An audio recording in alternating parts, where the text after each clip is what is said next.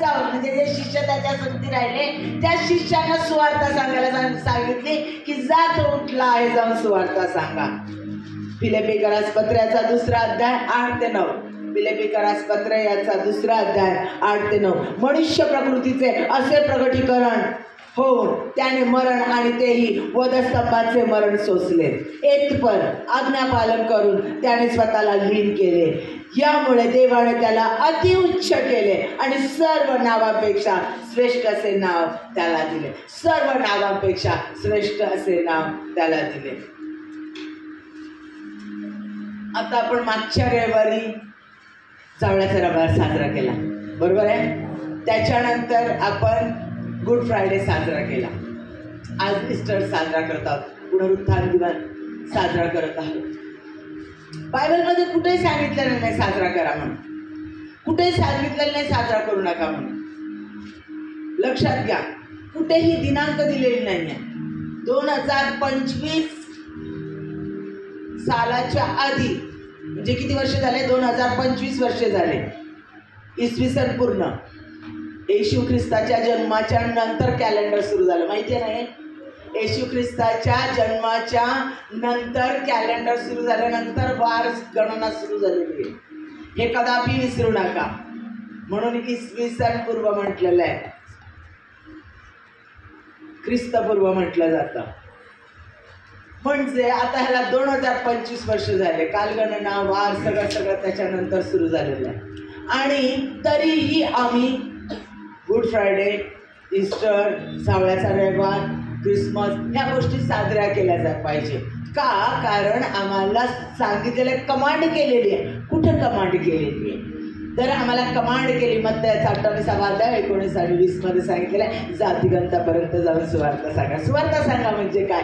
जे घडलेलं आहे सुवार्ता, जे घडलेलं आहे, जे कधी घडू शकणार नाही. आमच्यासाठी येशू ख्रिस्त या भूमीवर आला, त्याने मरियेच्या पोटी जन्म घेतला, तो आमची सगळी पातकं त्याने स्वतःवर घेतली, तो आम्हासाठी मरण पावला, तो 3ऱ्या दिवशी परत उठला आणि तो आम्हाला घेण्यासाठी येणार आहे. ही सुवार्ता आम्हाला सांगायची आहे. आणि या सगळे सण आम्ही जे काही पाळतो, ज्या काही घटना बायबलमध्ये झालेल्या आहेत, घडलेल्या आहेत, इतिहासात नमूद आहेत, त्या घटना आम्ही सांगतो. ह्या सेलिब्रेट करतो म्हणजे काय? त्या घटना लोकांना आम्ही सांगतो. म्हणजे आम्ही काय करतो? सुवार्ता गाजवतो. म्हणजे काय करतो? परमेश्वराचं गौरव करतो. म्हणजे हा प्रत्येक आमच्या सण पाळण्याने आम्ही देवाचं गौरव करतो. आमचा विश्वास आम्ही प्रकट करतो. लक्षात घ्या, आम्ही सुवार्ता सांगतो, सुवार्तेचं कार्य करतो याच्याद्वारे. दुसरी गोष्ट, आम्ही आमचा विश्वास प्रकट करतो की आमचा विश्वास आहे बायबलमध्ये जे सांगितलेलं आहे, जे लिहिलेलं आहे त्याच्यावर आमचा विश्वास आहे. आम्ही आमचा विश्वास प्रकट करतो. आणि तिसरी गोष्ट म्हणजे आम्ही देवाचं गौरव करतो. ह्या 3 गोष्टींसाठी आम्ही हे करणं अत्यंत गरजेचं आहे. लक्षात घ्या, येशू ख्रिस्ताने, मी थोडीशी समरी घेत आहे, पाठीमागं घेत आहे तुम्हाला. येशू ख्रिस्ताने या जगामध्ये आल्याच्या नंतर भरपूर चमत्कार केले. लक्षात घ्या, येशू ख्रिस्ताने काही जे नवीन लोक असतील त्यांना सांगत आहे की येशू ख्रिस्ताने बाप्तिस्मा घेतला. बाप्तिस्मा घेतल्यानंतर त्याच्यावर पवित्र आत्मा उतरून आला. पवित्र आत्मा उतरून आल्यानंतर पवित्र आत्म्यानं अरण्यात नेले. तो अरण्यात गेला. त्याने 40 दिवस 40 रात्र उपवास आणि प्रार्थना केल्या. त्याच्यानंतर सैतानाने त्याची परीक्षा पाहिली आणि त्याने सैतानाला धमकावलं. तिथं तो विजयी झाला आणि नंतर तो सिनेगॉगमध्ये म्हणजे मंदिरामध्ये गेला आणि त्यानं यशाया 1:6 1 ते 4 ही वचनं वाचली की परमेश्वराचा पवित्र आत्मा माझ्यावर आला आहे, दिनाशी वर्तमान गाजवण्यासाठी त्याने मला अभिषेक केला आहे, आंधळ्यास बरे करावे, लंगडे डोळे यास बरे करावे, यासाठी मला अभिषेक झालेला. ह्या 1 ते 4 वचनं त्याने वाचली. जाहीर केलं की येणारा मसीहा ज्याच्याबद्दल यशायामध्ये जकर्यामध्ये लिहिलेलं आहे तो मीच आहे, हे जाहीर झालं त्याच्या वचनाच्या वाचनाने. ते डिक्लेअर केलं, त्याचं डिक्लेरेशन झालं. डिक्लेरेशन झाल्याच्या नंतर त्याच्या कार्याला सुरुवात झाली आणि मग त्याने 3.5 वर्ष कार्य केलं आपल्या शिष्यांना घेऊन. 3.5 वर्ष कार्य केल्याच्या नंतर त्याला धरून देण्यात आलं आणि नंतर त्याला क्रूसावर देण्यात आलं. म्हणून उपास संपल्याच्या नंतर लगेचच त्याला मग धरून दिलं आणि मग लगेचच त्याला क्रुसावर दिलं. आणि असं नाही आहे. बायबल चारी शुभवर्तमान म्हणून सदैव वाचा, ऐका. मोबाईल आहे तुमच्याकडे, वचन आज सगळीकडे रस्ते तुम्हाला मिळत आहे, कारण कृपेचा कालावधी आहे. कृपेच्या कालावधीत जेवढं वचन प्राप्त करून घेता येईल शेवटचा कालावधी, कारण आता येशू ख्रिस्त येण्याची वेळ झालेली आहे. पास्टरांनी सांगितलेलं आहे, मारानाथा, आम्ही येशू ख्रिस्ताची वाट पाहत आहोत. लक्षात घ्या.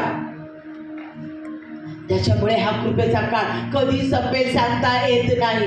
म्हणून वचन ऐकून घ्या, कारण वचन जीवनामध्ये तुमची वाढ करतं. वचन तुम्हाला पुढे नेतं. वचन तुमच्या प्रत्येक प्रार्थनेचं उत्तर देतं आणि वचनच तुमचं जीवन बदलवतो. वचनामध्येच सामर्थ्य आहे. येशू ख्रिस्ताला ज्यावेळेला त्यानं कार्य सुरू केलं त्यावेळेला माझ्या प्रियांनो त्यानं भरपूर चमत्कार केलं. लंगड्यांना बरं केलं, 5,000 4,000 जेवू घातलं, 5 भाकरी आणि 2 मासे असताना चमत्कार करून या लोकांची भूक त्याने भागवली. सुवार्ता सांगितली, देवाच्या राज्याची सुवार्ता सांगितली. पाण्यावरून चालला, कानाकाबी त्यानं पाण्याचा द्राक्षरस केला, कुष्ठरोग्यांना बरं केलं, मृतांना जिवंत केला. सगळे चमत्कार यहुदी लोकांनी पाहिलेले होते आणि यहुदी लोकांना माहिती होतं. जकर्यामध्ये यशामध्ये सांगितलेलं आहे, मसीहा येईल आणि मसीहा आपलं राज्य स्थापन करेल, म्हणजे रोमन साम्राज्य नष्ट करेल. यहुदी लोकांना जे काही त्रास देणारे रोमन आहेत, गुलामगिरी करणारे रोमन आहे, ते त्यांचं राज्य नष्ट होईल आणि आमचं राज्य, मसीहाचं राज्य स्थापन होईल. म्हणजे आम्हाला सगळीकडे प्रतिष्ठा प्राप्त होईल. कार्नल म्हणजे दैहिक राज्याची ते अपेक्षा करत होते आणि म्हणून त्यांनी गौरवाने त्याचा जयोत्सव करून स्वतःचे कपडे रस्त्यावर टाकून त्याने त्याचा काय केला, त्याचं स्वागत केलं. होसान्ना होसान्नाच्या घोषणा केला, त्याचा जय जयकार केला. ज्यांनी या लोकांनी स्वार्थापोटी स्वतःच्या इच्छा पूर्ण करण्यासाठी स्वतःला राजा पाहिजे, स्वतःचं राज्य प्रस्थापित व्हावं म्हणून त्याचा जय जयकार केला आणि त्याला बोललं. त्याच लोकांनी ज्यांना त्यानं बरं केलं, ज्यांना मृतातून उठवलं, ज्यांना त्यानं भूतं काढून सुटका दिली, त्याच लोकांनी त्याला वधस्तंभावर खिळा, बरब्बाला सोडा म्हटलं. एका खुन्याला सोडा आणि येशू ख्रिस्ताला वधस्तंभावर द्या म्हटलं. आणि येशू ख्रिस्ताला वधस्तंभावर देण्यात आलं आणि वधस्तंभावर दिल्याच्या नंतर आपण पाहिलेलं आहे, तो मरण पावला आणि तो 3ऱ्या दिवशी परत उठला. माझ्या प्रियांनो, जे संदेश त्यांच्याद्वारे सांगितलेलं होतं ते पूर्ण व्हावं म्हणून घडलं. त्याच्यावर आरोप ठेवण्यात आले. कोणते आरोप, काय दोष त्याच्यावर लावण्यात आला? त्याच्यावर आरोप ठेवण्यात आले, दोष लावण्यात आला. सगळ्यात पहिलं म्हणजे हे मंदिर तोडा. शल्मोनाचं मंदिर म्हणजे त्यांचं सर्वस्व होतं. सगळ्यात पहिलं यहुदी लोकांना गर्व कोणत्या गोष्टीचा होता? त्यांच्या मंदिराचा गर्व. म्हणून आपल्या चर्चचा गर्व कधीच करू नका. मंदिराचा गर्व त्यांना होता की शल्मोनानं बांधलेलं हे मंदिर. शिवाय त्यांना दिलेली देवाने जी लँड होती, जी जमीन होती, त्या देशाचा त्यांना गर्व होता की हा मला देवापासून मिळालेला दुधामधाचे प्रदेश, दुधामधाचा हा प्रदेश परमेश्वराने आम्हाला फलणारा आणि फलद्रूप असा प्रदेश परमेश्वराने आम्हाला दिलेला आहे. त्याचा गर्व होता. आणि त्याला मोजेसकडून नियमशास्त्र तोरा मिळालेला होता. त्या तोराचा सोळं पाळण्याचा आणि आम्ही किती शुद्ध आणि पवित्र सुचित जीवन जगतो याचा त्यांना गर्व होता. आणि तेच मंदिर, ज्या मंदिराचा त्यांना गर्व होता, त्याच मंदिराबद्दल, जे मंदिर बांधायला 46 वर्ष लागले, ते मंदिर येशू ख्रिस्त म्हटला त्यांना की हे मंदिर तोडून टाका आणि मी ते 3 दिवसात उभारेन. तो आपल्या शरीररूपी मंदिराबद्दल बोलला, कारण रोमकारास पत्र आणि करंथीकारास पत्रामध्ये पावलाने स्पष्ट सांगितलेलं आहे, आमचं शरीर हे परमेश्वराचं मंदिर आहे. आणि त्यानं तशाच अर्थाने त्यांना सांगितलेलं होतं. परंतु त्यांनी ते शल्मोनाचं मंदिर म्हणून समोर घेतला आणि तो म्हटला आमच्या मंदिराबद्दल हा असूचित बोलतो, अशुद्ध बोलतो, अमंगळ बोलतो आणि ब्लॅस्फेमी करतो आणि म्हणून त्याला दोष लावला. दुसरी गोष्ट, त्यानं मोशेचं नियमशास्त्र पाळलेलं नाही. ज्या मोशेच्या नियमशास्त्राला आम्ही सन्मान देतो आणि परमेश्वरापासून आम्हाला ते आहे आणि तेच तो मोडतोय. म्हणजे शब्दात दिवशी तो रोग बरे करतो, शब्दात दिवशी तो स्वतःची मॅट घेऊन चाला म्हणून तो त्या लंगड्या लुळ्याला सांगतोय. ह्यामुळं ते चिडले. तिसरी गोष्ट म्हणजे मी अब्राहमाच्या आधी होतो. अब्राहम हा आमचा पूर्वज आहे, हा 30 वर्षाचा पण नाही आहे. आणि हा सांगतोय मी अब्राहम हा 32 वर्षाचा आणि हा सांगतो आम्हाला की मी अब्राहमाच्या आधी होतो. अब्राहम आमचा पूर्वज, याच्या आधी हा कधी होता? आणि तो म्हणतो I am who I am. आणि आयाम हो आयाम कोणी म्हटलेलं, या यावेने परमेश्वराचं स्वर्गीय पित्यानं त्याचं नाव काय हे विचारल्यानंतर त्याने सांगितलेलं मोशेला, आयाम हो आयाम हे त्याचं अद्भुत नाव त्याने सांगितलेलं होतं परमेश्वरानं. आणि येशू ख्रिस्त म्हटलं आयाम हो आयाम, म्हणजे तो स्वतःला परमेश्वर त्याच्या कुठे आलेला आणि हा स्वतःला परमेश्वर म्हणतो, देवाचा पुत्र म्हणतो. हे ज्यांनी त्यांचं चांगलं केलेलं होतं त्यासाठी आला होता की आदमाने पाप केला, आज्ञा मोडली आणि म्हणून झाले, कारण पाप आणि पवित्रता एकत्र राहू शकत नाही. आणि म्हणून एकत्र जोडण्यासाठी, कारण नियमशास्त्रानुसार जे रक्त पक्ष्यांचं रक्त जे सांडलं जातं त्या रक्ताने पाप नाही, फक्त परमेश्वराचं रक्तच ते पाप नष्ट करू शकतं. म्हणून स्वतःचं रक्त देण्यासाठी देवाचा पुत्र स्वतः आणि त्यानं मृत्यूची नांगी मोडली. सार्वकालिक मृत्यू ठेवलेला होता, लक्षात घ्या. भंग करणं म्हणजे पाप, आणि पाप मानव परमेश्वरापासून विभक्त झालेला होता. ते रक्त, पवित्र रक्त, खुद्द परमेश्वराचंच तेच रक्त जो येशू ख्रिस्तावर विश्वास ठेवतो की तो माझ्या पातकांसाठी मरण पावला, तिसऱ्या दिवशी विश्वास ठेवतो, जो व्यक्ती हा विश्वास ठेवतो आणि त्याला तारणार अंतःकरणात, त्यावेळेला तो आमच्या अंतःकरणात येतो. आणि ज्या वेळेला तो आमच्या अंतःकरणात येतो तारण प्राप्ती होते. आमच्या जीवनात असणारा आमच्या जीवनातून नाहीच होतं आणि आम्हाला सार्वकालिक जीवन. माझ्या प्रियांनो,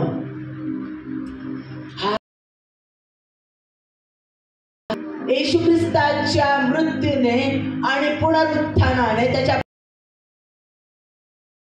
मृत्यू नष्ट झाला आणि सार्वकालिक जीवन, सार्वकालिक जीवन सुरू झालं. आम्हाला स्वर्गीय राज्य येशू ख्रिस्ताच्या पुनरुत्थानाने, प्रियांनो, आमचं जे तुच्छ मरण होतं, हलांकित मरत होतं आणि किळसवाण मरण, किळसवाण वेदना, गाण अत्यंत स्तंभावर अनुभवलं. आणि त्याचं जे स्थान, दैवत्वाचं स्थान, त्याचं जे रायचियस पवित्र स्थान, आबा बापा म्हणण्याचं स्थान, ते स्थान आम्हाला त्याच्यावर विश्वास ठेवतो आणि त्याला तारणारा देव म्हणून स्वीकारतो, त्यावेळेला तो आम्हाला प्राप्त होतं. त्याचा वारसा हक्क म्हणजे येशू ख्रिस्ताचे जे अधिकार, जे हक्क, जे प्राप्त होतं. म्हणून योहान 15 पदामध्ये म्हटलेलं आहे, योहान याचा शुभवर्तमान योहान सांगितलेलं आहे, तुम्ही ज्यावेळेला मी येशू ख्रिस्ताला अंतःकरणात घेतो त्यावेळेला तो राहतो. तो आज कुठे आहे?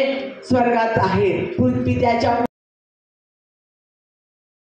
स्वतः स्वर्गामध्ये आहे, म्हणजे त्याच्यामध्ये आत्म्यामध्ये येशू ख्रिस्तामध्ये राहतो. काय अनमोल अनमोल असं स्थान आम्हाला दिलेलं आहे माझ्या प्रियांनो. आणि ते प्राप्त झालेलं आहे, म्हणजे 2025 मला प्राप्त झालेला आहे. म्हणजे येशू ख्रिस्ताने स्वतःचा प्राण दिला. आधी कैक वर्ष, हजारो वर्ष, लाखो करोड असणारे लाखो लोक आणि त्याच्यानंतर असणारे असंख्य मला असे सगळे ए टू झेड लोक, लहान मोठे, त्यांचा भूतकाळ, त्यांचा वर्तमान आणि त्यांचा भविष्यकाळ आहे. आणि त्या प्रत्येक व्यक्तीसाठी वर्तमान काळात आणि भविष्य काळात येणाऱ्या प्रत्येक व्यक्तीसाठी त्याचं रक्त, जो व्यक्ती विश्वास ठेवे येशू ख्रिस्तावर आणि त्याला आपल्या अंतःकरणात घेईल, त्याला, त्या प्रत्येक व्यक्तीला तारण ख्रिस्ताची धार्मिकता प्राप्त होते. त्या प्रत्येक व्यक्तीचं पाप त्याच्या परमेश्वरामध्ये स्थान प्राप्त होते, स्वर्गीय जीवन प्राप्त सुरू होतं. माझ्या प्रियांनो, अतिशय अद्भुत गोष्ट आहे. मरणाचा पराजय झालेला आहे, पराजय झालेला आहे आणि विजय झालेला आहे. परुषी धार्मिक म्हणणारे लोक त्या म्हणून लोकांना उचकवलं, बहकवलं. परमेश्वराच्या दिलेलं होतं त्यानुसार या सगळ्या गोष्टी घडलेल्या होत्या, गोष्टी घडलेल्या होत्या. त्यांनी मार्थेला सांगितलेलं होतं, त्याच्यावर विश्वास ठेवे, तो मेला असला तरीही जगेल. पाप, मरण, श्राप हरलं. 2000 पाप, श्राप आणि मरण हरलं. प्रत्येकाला प्राप्त झालं, कारण तो जीवन प्राप्त करून देणारा तो देव आहे. त्यानं सैतानाचं डोकं ठेचलं. वचन दिलेलं होतं, अध्यायामध्ये सांगितलेलं होतं ना, ती तुझे काय करेल, तू त्याची टाच फोडशील. हे परमेश्वराचं, हे येशू ख्रिस्तानं त्या मरणाची नांगी मोडली, विजय साध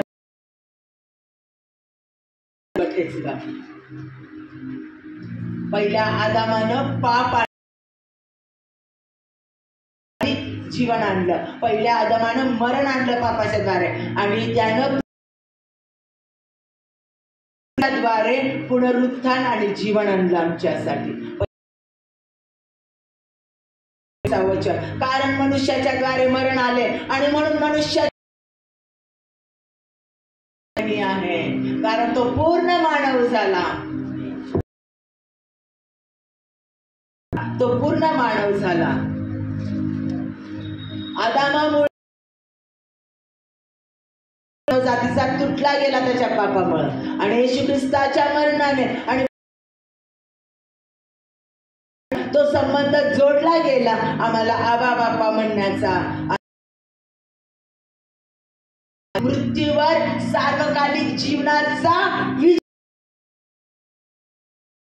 सार्वकालिक जीवनाचा विजय झालेला आहे. येशू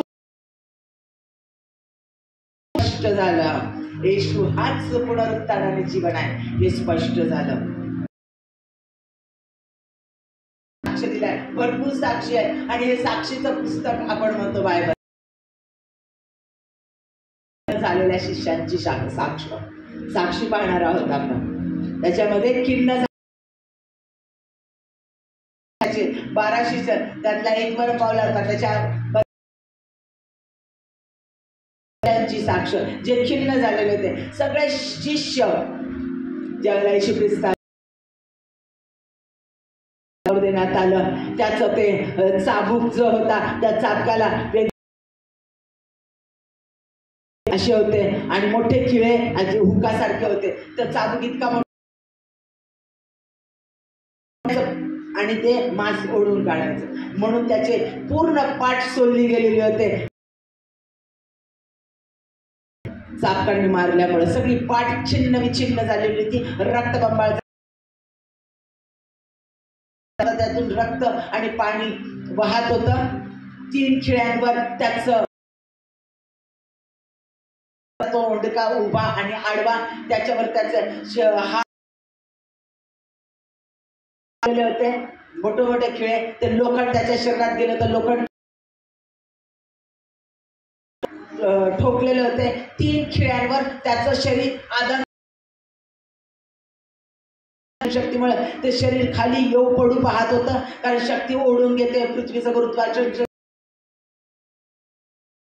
ते ओढलं जात होतं आणि त्या खिळ्यांमुळे ते तिथं बांधलं जात होतं. काटे एवढे मोठे मोठे, त्या काट्यांचा मुकुट असा घुसवलेला होता आणि ते काटे शरीरामध्ये विष पसरवायचे, ठणका लावायचे. सगळं पाणी भर उन्हाची वेळ होती.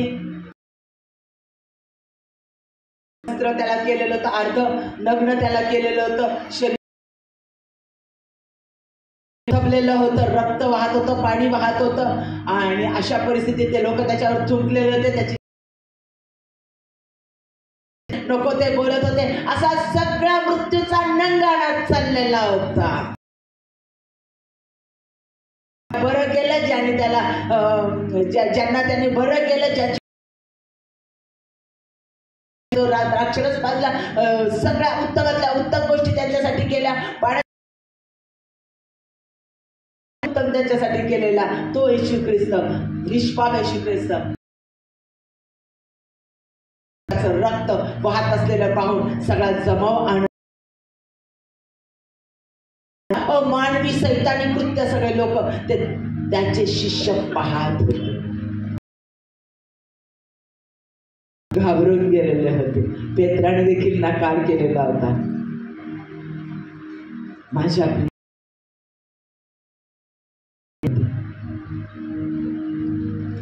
तो मेला होता, त्याचं प्रेम त्या कबरे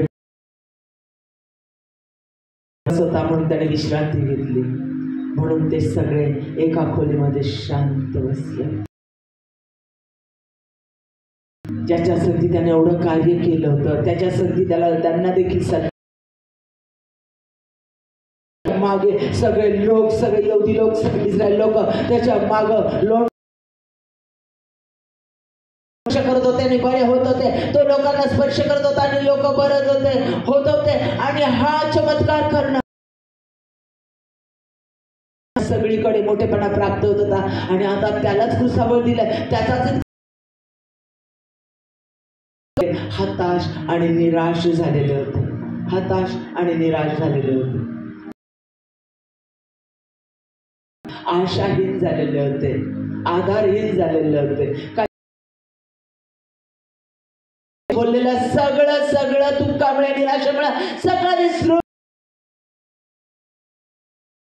आणि या स्त्रिया खिन्न दुःखी अंत करणारे रडत चाललेला होता. आणि त्यांना देवदूताने सांगितले तो इथे नाही. पहा लोटली पुन्हा तिसऱ्या दिवशी उठेल आणि आधी आलेला तुमच्या आधी तो जाईल आणि तो तिथे गेलेला मेलेला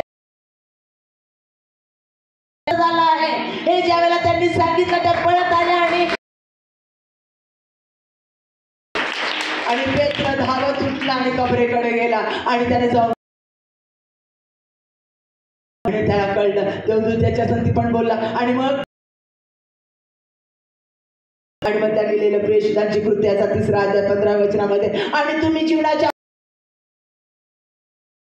मेलेल्यातून उठविले याचे आम्ही आणि त्यांनी परमेश्वराची सुवार्ता सगळीकडे सांगितली. ते साक्षीचे पात्र. 23वे वचन, प्रेषित मोठ्या सामर्थ्याने प्रभू येशूच्या शिष्यांवर परमेश्वराची मोठी कृपा होती. ही झाली शिष्याची. आपण आधीच पाहिलेली आहे. देवदूतांनी त्यांना सांगितले, मार्कमध्ये पाहिलंय, मत्तेमध्ये पाहिलं, देवदूताने पेत्राला देखील सांगितले की तुम्ही त्याला इथे शोधू नका, कारण तो उठला आहे. साक्ष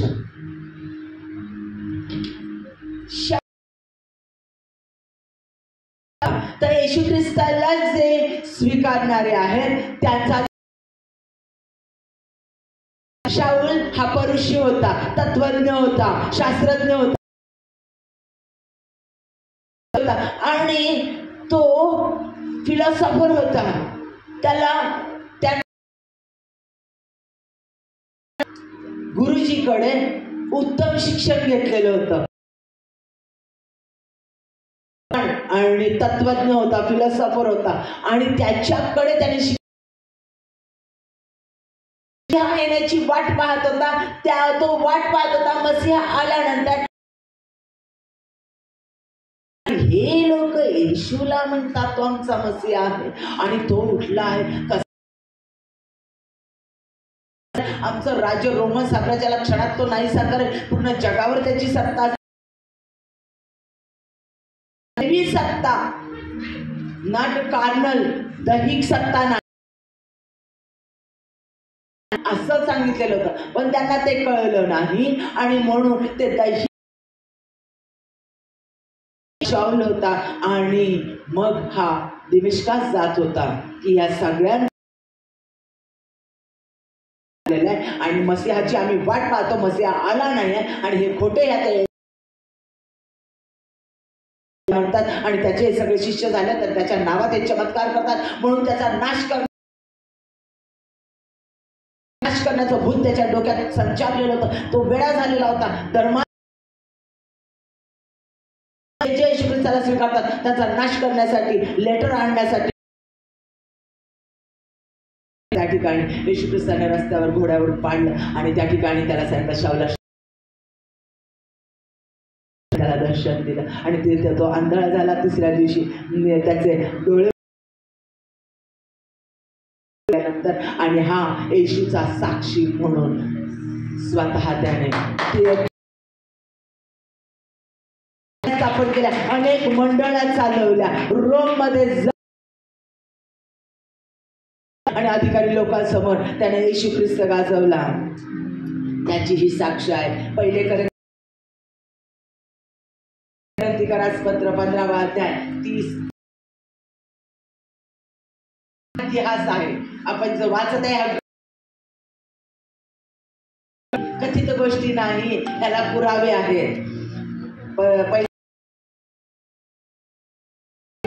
शास्त्राप्रमाणे ख्रिस्त तुमच्या आमच्या पापाबद्दल प्रमाणे तिसऱ्या दिवशी तो पुन्हा उठविला गेला आणि तो केफाला म्हणजे पेत्राला, तो केफाला, मग 1200 अधिक बंधुजनांना दिसला. 40 दिवस तो लोकांना दर्शन देत होता येशू ख्रिस्त. बहुतेक जण आतापर्यंत हयात आहे आणि काही जण महानिद्रा घेत आहेत. मग सर्व प्रेषितांना आणि जणू काही अकाली जन्मलेला म्हणजे नंतर आलेला अकाली जन्मलेला ही पावलांची साक्ष आहे. तो मला दिसला, मी त्याला पाहिलं. देतो की तो उठला आहे, मी त्याला पाहिला आहे. पुढे बघूया. लूक याने दिले, हा डॉक्टर होता. लूक याने लूक शुभवर्तमान लिहिलेलं आहे. मत्ते, मार्क.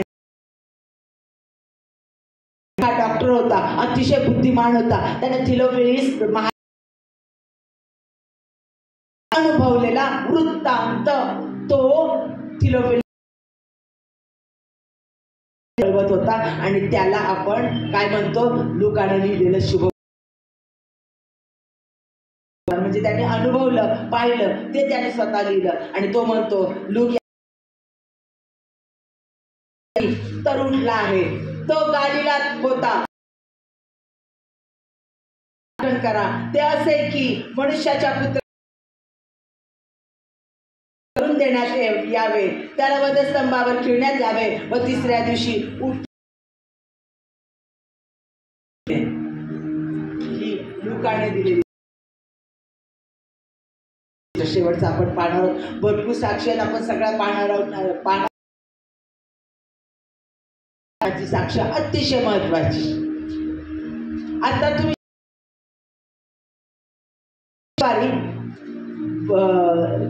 गुड फ्रायडे साजरा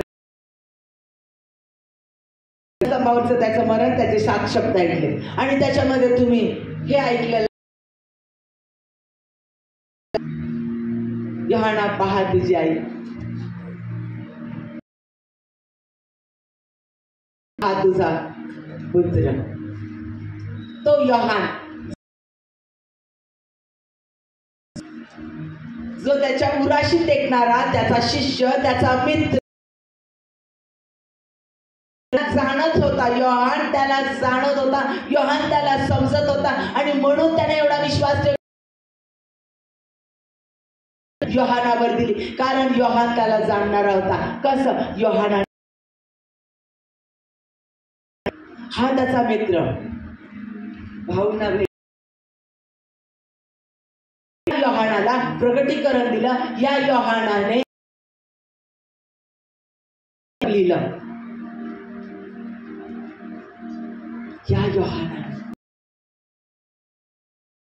घडणार आहे भविष्यामध्ये, सगळ्या राष्ट्रांमध्ये, पूर्ण जगामध्ये काय घडणार,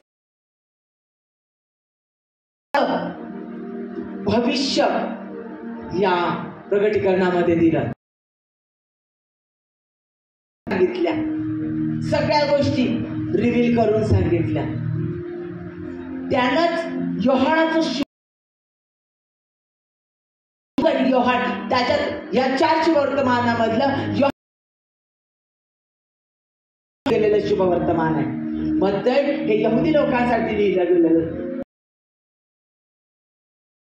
मार्क हा तो कसा सेवक आहे म्हणून सांगण्यासाठी, लूक हा तो कसा पूर्ण मानव आहे म्हणून सांगण्यासाठी,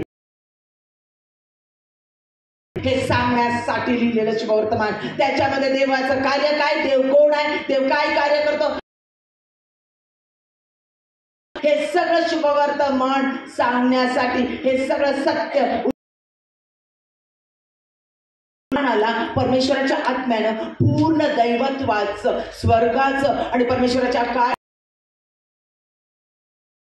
ज्ञान, सगळं राज्य उलगडून त्याला साक्ष आहे. प्रगटीकरण 1 याचा 18व्या अध्यायामध्ये जिवंत आहे आणि मरणाच्या व अधोलोकाच्या आणि अधोलोकाच्या किल्ल्या माझ्या जवळ आहे. येशू ख्रिस्ताबद्दल येशू ख्रिस्त केला आणि लिहिलं आणि सांगितलं की योहानाची साक्ष. एवढ्या झालं, कसं झालं हे आपण पाहिलेलं आहे, त्याच्या साक्षी पाहिलेल्या आहे. स्वीकारलेले जे तुम्ही माझं वचन, परमेश्वराचं वचन ऐकत आहात, असं विश्वास काय आहे ऐकून घ्या. तुमचा विश्वास काय? पहिला म्हणजे पुनरुत्थान व जीवन मीच आहे. योहान याचा 11:25 ते 26 वचन. येशूने मार्थेला म्हटले, पुनरुत्थान व जीवन मीच आहे. आणि जिवंत असलेल्या प्रत्येकाला जो माझ्यावर विश्वास ठेवतो तो कधीच मरणार नाही, मरणार नाही. येशू हाच पुनरुत्थान. प्रत्येक व्यक्तीचा विश्वास असणार आहे. त्याने स्वीकारलं, काय म्हणून स्वीकारलं? की तो जीवन आहे, तो पुनरुत्थान आहे आणि जीवन आहे. विश्वास ठेवतो, तो मेला असला तरी तो जिवंत राहील. मृत्यू म्हणजे फक्त शरीराची वस्त्रे टाक, मृत्यू म्हणजे शरीराची वस्त्र टाकून देणं. पण आमचा आहे जो येशू ख्रिस्ताला स्वीकारतो, त्याचा आत्मा आमच्यात राहतो. आमच्या हे लक्षात घ्या. ज्यावेळेला आम्ही त्याला त्याच्या संग मी जसा आहे तसे तुम्ही व्हा, हे त्यानं आपल्याला आज्ञा. दुसरं म्हणजे आमचा काय अजून विश्वास असला पाहिजे. रोमकरास पत्राचा 34 वचन, तो दंडाज्ञा करणारा कोण? जो उठला आहे, जो देवाच्या उजवीकडे असणस्त आहे. येशू ख्रिस्त आमच्यासाठी मध्यस्थी करत आहे, इंटरसेसर आहे. आणि तो म्हणतो जसा मी आहे तसे तुम्ही व्हा. म्हणजे आम्हाला तो करणारा, प्रार्थना करणारा तो आम्हाला बनवतो. म्हणून योहान याचा 15 अध्याय, जसा मी आहे तसे तुम्ही व्हा. मी पित्यात राहतो, पिता म्हणजे तुम्ही फळ देणारे मानव व्हाल. आणि जसा मी माझे आज्ञा पाळणारे व्हाल. लक्ष, पुनरुत्थानाचा दिवस, रिझरेक्शन साजरा करणारे लोक, तुमचा विश्वास काय आहे? मी येशू ख्रिस्ताला तारणारा देव म्हणून स्वीकारलेला आहे. आणि तो पुढे तो हा माझा विश्वास पाहिजे. दुसरा म्हणजे तो माझ्यासाठी मध्यस्थी करतो आणि मध्यस्थी केली पाहिजे, कारण तो मी त्याची आज्ञा पाळतो. मी त्याने सांगितलं इतरांची ओझी व्हा, त्याने सांगितलं जशी आपणार तशी आपल्या, कारण तो मी त्याची आज्ञा पाळतो आणि त्याने पाळली आहे. सार्वकालिक जीवन आहे. मरणाच्या नंतर कायम फक्त वस्त्र बदलणं, वस्त्र आपली ती निघून जातात शरीरात. आम्ही ख्रिस्ताबरोबर मरण पावलं असल्यास त्याच्याबरोबर जीवन. आपणास ठाऊक आहे की मेलेल्यातून उठविलेल्या आणि त्याच्यावर या मरणाची सत्ता नाही. तो मरण पावला, तो पापाला एकदाच मेला, तो जगतो, तो देवासाठी जगतो. आम्ही ख्रिस्तामध्ये आम्ही पापाला मरण पावलं. ज्यावेळेला त्याचा मृत्यू झाला त्यावेळेला ते पाप मेलं,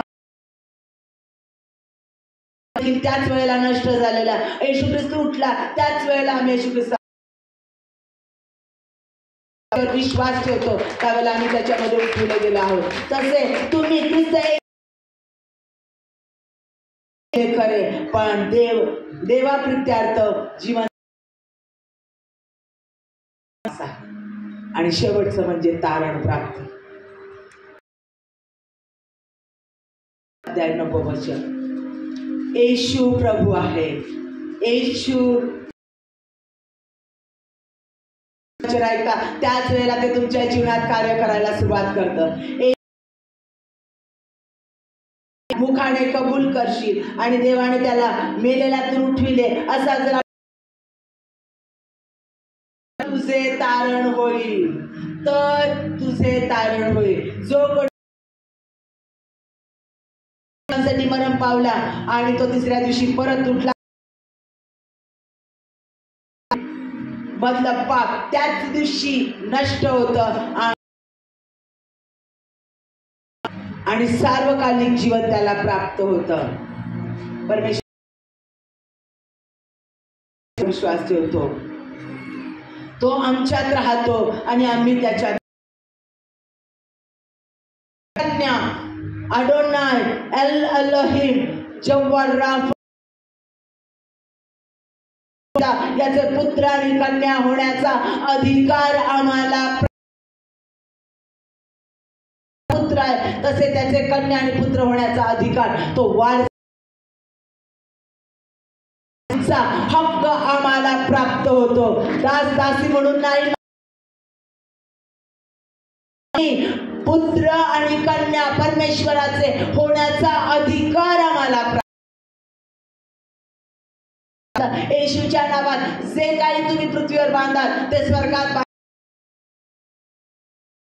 कराल, ते स्वर्गात मोकळं केलं जाईल. देवाने प्रभू येशूला उठविले आणि तो आपल्या सामर्थ्याने आपल्याला उठविले आणि तो आपल्या सामर्थ्याने आपल्याला उठवेल. सार्वकालिक जीवन, मृत्यू नाही, नाश नाही आणि दुःख नाही.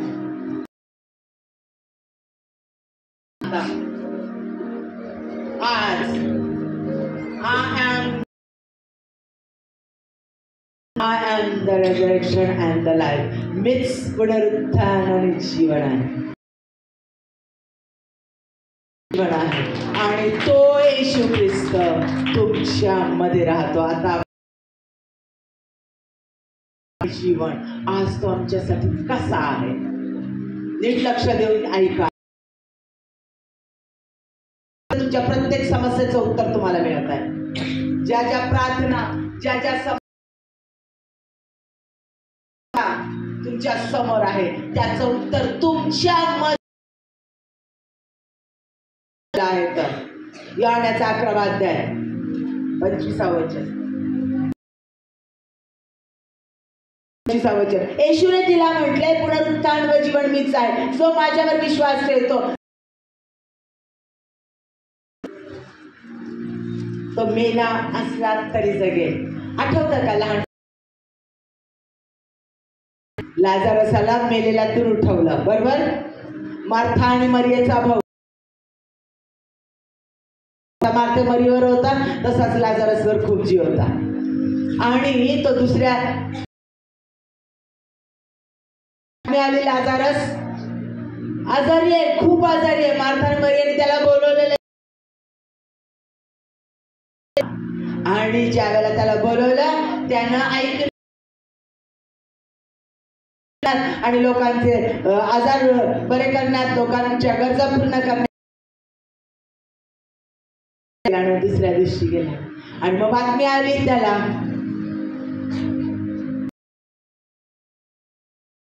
त्या आजारासाठी त्याला बोलवलेलं होतं पण तो गेला नाही. लाजारस मरण पावला. लाजारस मरण पावला. त्याला खाऊन टाकलं. मार्थाने मरियम त्याने निरोप पाठवला, जो तुमचा मरण पावला. त्याच्या शिष्यांना खूप वाईट वाटलं आणि येशू ख्रिस्ताने सांगितलं, हा आज शिष्याने मनात म्हटलं असतं असेल होता परमेश्वराचं, त्या आजारानं तर कळलं ना त्याला, शेवटी मेला तो. येशू ख्रिस्त लगेच तातडीने पळत गेला नाही फ्युनरलला. त्या गुहेत ठेवण्यासाठी गेला नाही. यहुदी लोकांमध्ये मसाल्याचे पदार्थ लावून मध्ये ठेवून टाकायची, ती क्रिया करण्यासाठी पण गेला नाही. दिवस जाऊ दिला, कामच करत राहिला, लोकांचे आजार गेला नाही. तिसऱ्या दिवशी मग निघाला आणि तिथं पण तरी प्रेम करतो त्या रडत त्याच्याकडे आला. म्हटलं, तू असता इथे जीवन आहे, जो मेलेला असेल तरी तो उठेल. सांगितलं नव्हतं का मार्थेने तुला? म्हटले हो, पुनरुत्थानाच्या दिवशी तो उठ. कारण फरीसी लोकांचा तो विश्वास.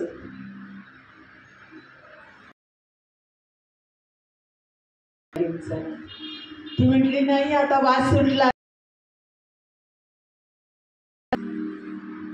तिसऱ्या दिवशी सडण्याची, तिसरा दिवस सडण्याची प्रक्रिया सुरू झाली आहे. वास सुटला असेल, दुर्गंधी येत असेल. 2 लोकांनी पाठी बाजूला लोटली, आत कोणी गेलं नाही, कारण आता सडण्याची क्रिया सुरू झालेली असेल, खायला शरीर सुरुवात झालेली असणार आहे, सगळे किडे असणार तिथं. त्या लाजारसचं शरीर होतं. शरीर धर्मानुसार, शरीर कर्मानुसार बरोबर ते शरीर सडलेलं असणार.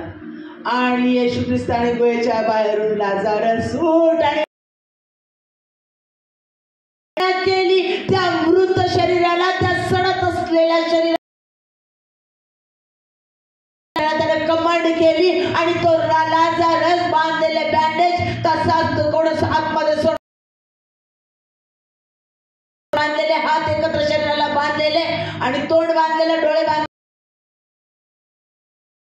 घेऊन तो बाहेर आला.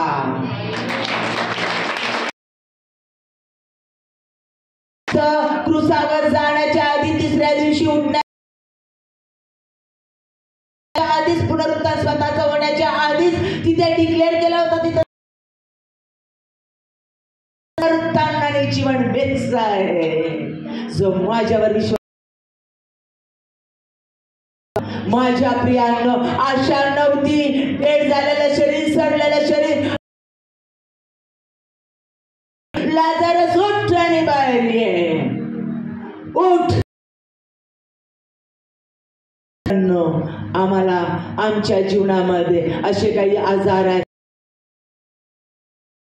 कॅन्सर, कोड, पॅरालाइज, आंधळेपणा, असे आमचे आजार आहेत. त्या आजाराला आम्ही स्वतः मांड केलं पाहिजे. आमच्या समस्या शकत नाही, कर्जामध्ये पूर्णपणे गुंतलेला आहोत, दिवस प्रकरण वाढलेले आहेत, पती पत्नीचे भांडण इतके वाढलेले शकत नाही, आता संपलेलं आहे.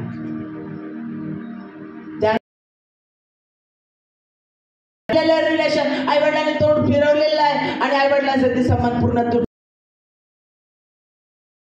आपल्या तुटलेल्या जीवनाच्या खचलेल्या स्थितीमध्ये आता आपल्याकडं पहिल्यासारखं आई म्हणून धाव, सगळं बदललं गेलेलं आहे. बायको आलेली आहे, सून आलेली आहे, आता तो आपल्या राहिलेला नाही म्हणतो. त्या डेड रिलेशनला, त्या सुकलेल्या त्या तुमच्या नाते संबंधाला येशूच्या नावात कमांड आहे. तो पुनरुत्थान आणि जीवन आहे. तो आमच्या प्रत्येक कारण कारण कारण तो येशू ख्रिस्त आमच्या मध्ये राहतो, आमच्या मध्ये येतो. मग तो येशू ख्रिस्त कोण आहे?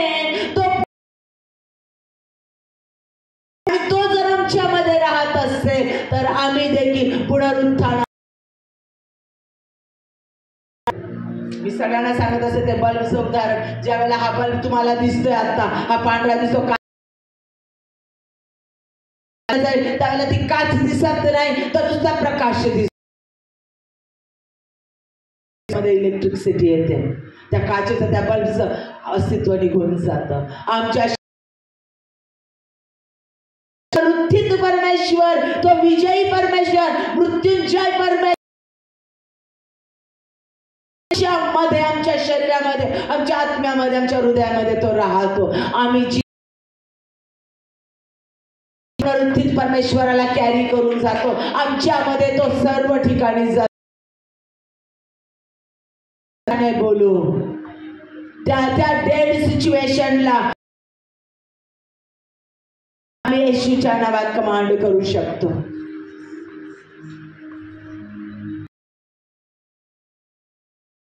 डिले, विलंब म्हणजे नकार नव्हे, डिनायल नव्हे. डिले म्हणजे डिनायल नव्हे. डिले म्हणजे उशीर केला परमेश्वराने तिथं यायला, म्हणजे त्यानं मार्था मरियाकडे यायला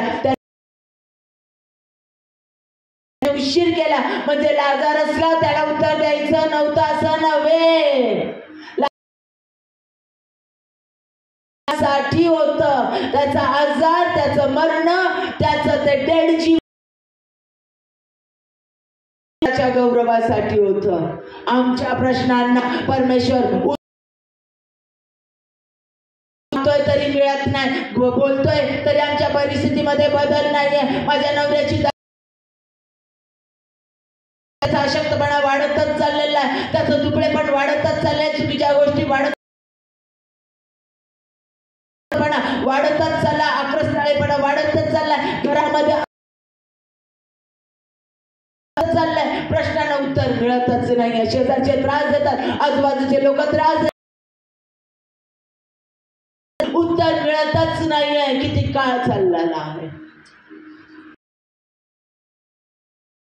परमेश्वर विलंब लावतो कारण देवाला त्याचं ज्या वेळेला अशी सिच्युएशन आहे की तो विलंब तो बेस्ट करणार आहे, उत्तम करणार आहे. लगेच जिवंत झाला गेला असता. येशू ख्रिस्त तो आजारी होता, आजारी असताना लगेच गेला असता तर काय झालं, तसं लाजारसला बरं केलं, बरोबर आहे. पण तो नसताना आल्यानंतर ज्या वेळेला येशू ख्रिस्ताने त्याला मृत्यूतून उठवला, आहे तो देवच आहे, त्याचं दैवत्व त्या ठिकाणी सिद्ध झालं. त्याने लाजारस बाहेर ये म्हटलं आणि त्याच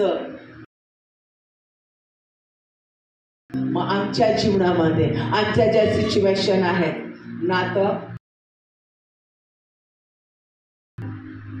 अपयश, निराशेची स्थिती, घरातली किरकिर, कोणतीच आशा न राहणं, एक संकट गेलं की दुसरं संकट, दुसरं संकट गेलं की तिसरं संकट न होणं, आनंद प्राप्त न होणं, ही आमची जी डेड सिच्युएशन. कार्य करणारा परमेश्वर आहे. आम्हाला 3 गोष्टींची गरज. डिले म्हणजे डिनायल नाही, विलंब म्हणजे नकार नाही, तो कार्य करणारच करणार. विश्वास ठेवशील मार्थे तर परमेश्वरा पाहाल देव म्हणतो तर गौरव पाहशील, कारण पुनरुत्थानाने मी जीवन कुठे इतरत्र नाही, तुमच्या मध्ये परमेश्वर आहे. Jesus calls us out of our tomb.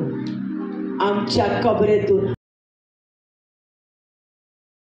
आमची स्थिती कर्जाची, कबरेची स्थिती आहे, आणि येऊ शकणार नाही. कोणी कामाला लागणारी अशी परिस्थिती नाही, जॉब परिस्थिती नाही, परंतु अशाही स्थितीत परमेश्वर म्हणतो मी तुला बाहेर काढण्यास आहे, मी अशक्य गोष्टी तुझ्या जीवनात शक्य करण्यास समर्थ आहे. आपले हात वरती करून म्हणूया, होय पुनरुत्थान आणि जीवन तूच. चमत्कार 2025 वर्ष आधी केला, तोच चमत्कार तू आज करणारा माझ्यामध्ये आहे. तो पुनरुत्थित देव माझ्यामध्ये आहे. ते पुनरुत्थान. हालेलुया, हालेलुया रबा बाबा शरा.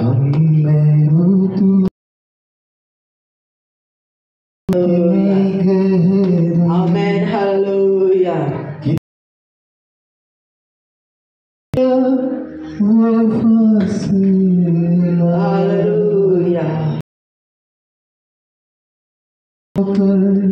Hallelujah.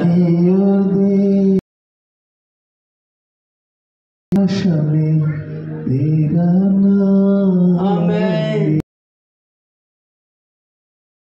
अंधकार हटाकर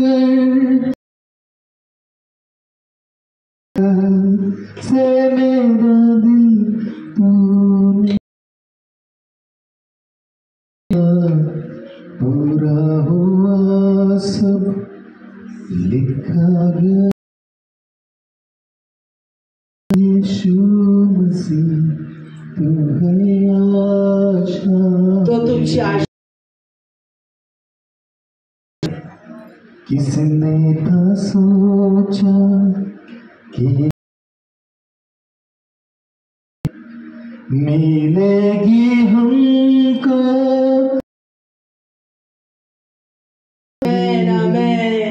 युगों का राजा महिमा अपनाया मेरे शर्म। मी त्याने स्वतःवर घेतली आहे। क्रूसी से माफी मैं हो गया त्या येशूचा मी पूर्णस्वी आहे। सुंदर मैं हूँ तेरा आशा हालेलुया प्रभु हालेलुया तूने तोड़ी है जंजीर तेरे नाम से तू है आशा। आई वो सुबह बेजान शरीर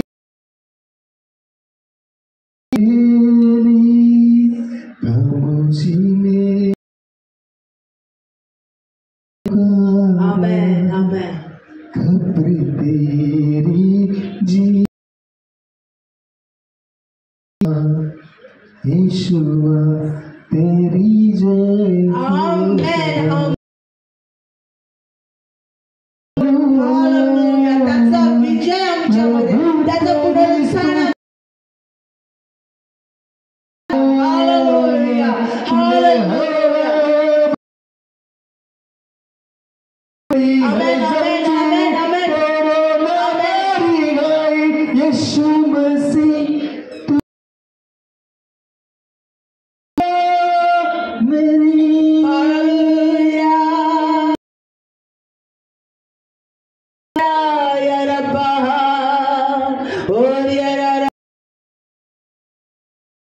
परमेश्वर तुमच्या मध्ये आहे प्रियानो। तुम्ही सामर्थ्य जीवनाचं सामर्थ्य तुमच्यामध्ये। तो आरोग्य देणारा शब्द जेव्हा राबा शब्द जेव्हा शालोम तुमच्यामध्ये आहे तो गरजेची तो पुनरुत्थानाने जीवन तुमच्यामध्ये अल्फा आणि ओमेगा तुमच्या